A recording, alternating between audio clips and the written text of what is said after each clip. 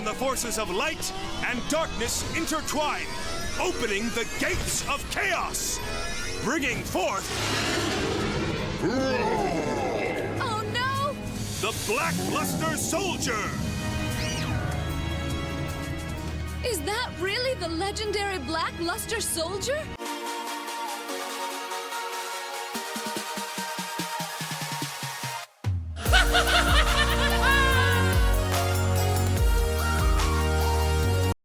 Hey guys, what's up? Welcome back to Toon Duelists. My name is Prototype, and today I got an updated Black Luster Soldier deck profile for you guys. We changed a few things to make the deck more consistent and stronger, and I would say let's just dive into the video. Alright guys, let's start off with our Black Luster Soldier Monsters. So we're playing 3 copies of the legendary Swordsman, because this card, when you have it in your hand during your draw phase, instead of drawing you can add a ritual spell. So this is really strong when you're going second and you already have it in your hand. And then we're also playing 1 copy of the original Black Luster Soldier. This card is not needed in this deck. If you want to play this deck full power, you can replace it with non-engine, for example with a Harpy's Feather Duster. But I had to play this card because, in my opinion, it cannot be missing in a Black Luster Soldier deck. And then we're also playing 2 copies of the Black Luster Soldier Envoy of the Beginning.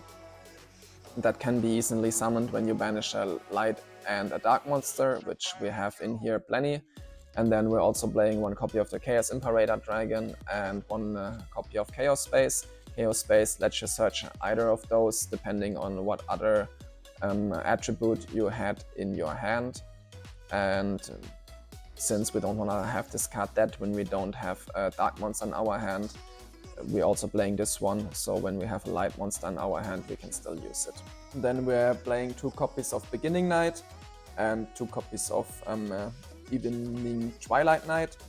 Those cards give our Black Luster Soldier ritual monsters strong effects when they are used as ritual materials, and on top of that, when you banish them from your graveyard, this one lets you add a ritual spell and this one lets you add a ritual monster, so that's really good for our grind game and in general just to summon more to keep playing.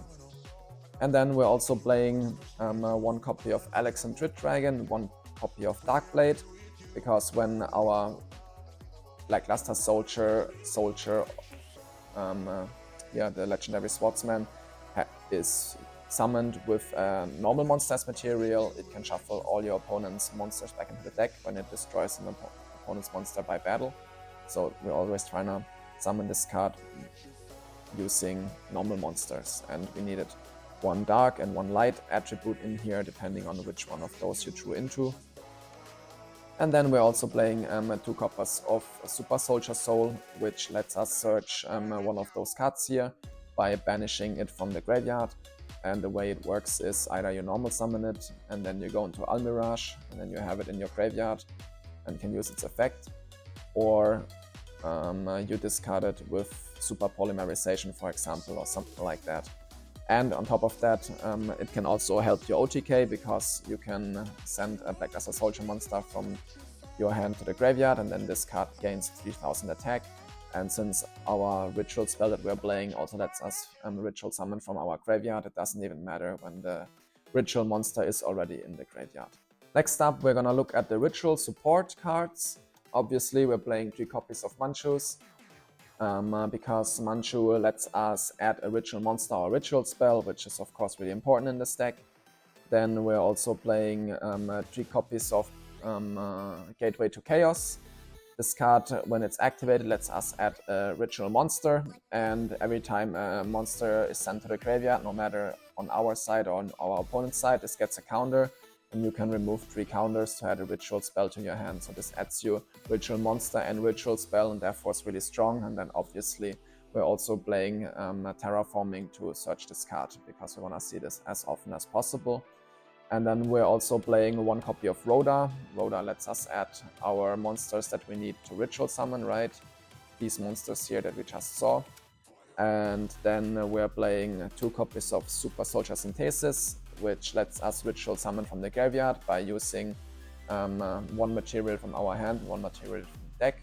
So we're either using this one from the hand and then obviously this one from the deck, or if you want the effect that this card shuffles all your opponent's cards back into the deck, then you can also do something like this, use this from the hand, this from the deck, or the other way around obviously, or this one from your hand and this one from the deck, or the other way around obviously.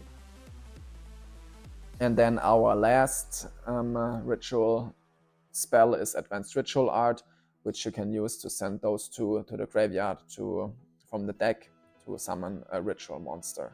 And then obviously when you use those here, you have to use those two and not the normal monsters. But since you already have the Black Luster Soldier on your field with Advanced Ritual Art, it already has the effect.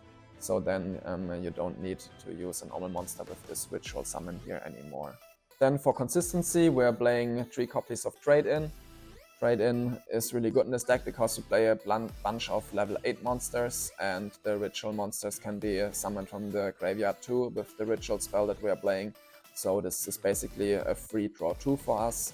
And then 1 pot of Extravagance, which counters Trade-In. You cannot use both.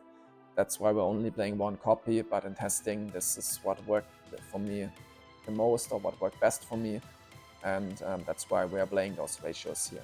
And then for non-engine, we're playing 3 copies of Lava Golem, which is a high impact board breaker because you tribute it to your opponent's side of the field and remove 2 monsters from him that way.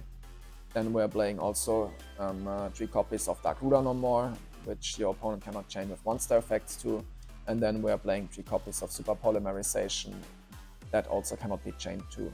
So yeah, we're basically playing 9 high impact board breakers that your opponent cannot negate or hardly negate, and that's why those are our choices here, to make sure we always break our opponent's board without getting the board breaker negated. The extra deck doesn't really matter that much here. That's why we are able to play the pot that we were just looking at. So we're playing a bunch of super poly targets here. Mud Dragon 2 copies yeah, for our super polymerization, and then we're playing also 1 copy of Okrust. We are summoning level 8 monsters out, and sometimes you do need the effect of this one. Send 1 card your opponent controls to the graveyard when it's protected by targeting effects, by destroying effects or whatever. Then this is still an out you have. It doesn't come out often, but it's nice to have it when you need it. And then we're playing a bunch of Link monsters here. First up, Almirage. Let's start off with that. I just explained that. It's needed for our Super Soldier Soul. 1 copy of the Cross Sheep, which is a good card in a ritual deck, because when you summon into a zone this points to a ritual summon, you can draw 2 and discard 2, so yeah, this gives you draw power. Then we're playing 1 copy of Lina and 1 copy of Dark, depending on what you have on the field. You go in either or also what your opponent has in the graveyard. So Link Climb basically, and then either you're gonna make IP Masquerena, and with Dark or Lina you go into Aframax, or the other option you have is also to go into Access Code Talker here to finish your opponent off. And then what cannot be missing in a ritual deck is Dynamondo, of course, strong Link monster for ritual decks. And then in a Black Luster Soldier deck, we cannot be missing the Black Luster Soldier, Soldier of Chaos, obviously. Alright guys, that's it for today's video. Thank you guys for watching. I would appreciate if you liked and subscribe, and then I'll see you guys in the combo video. Peace out.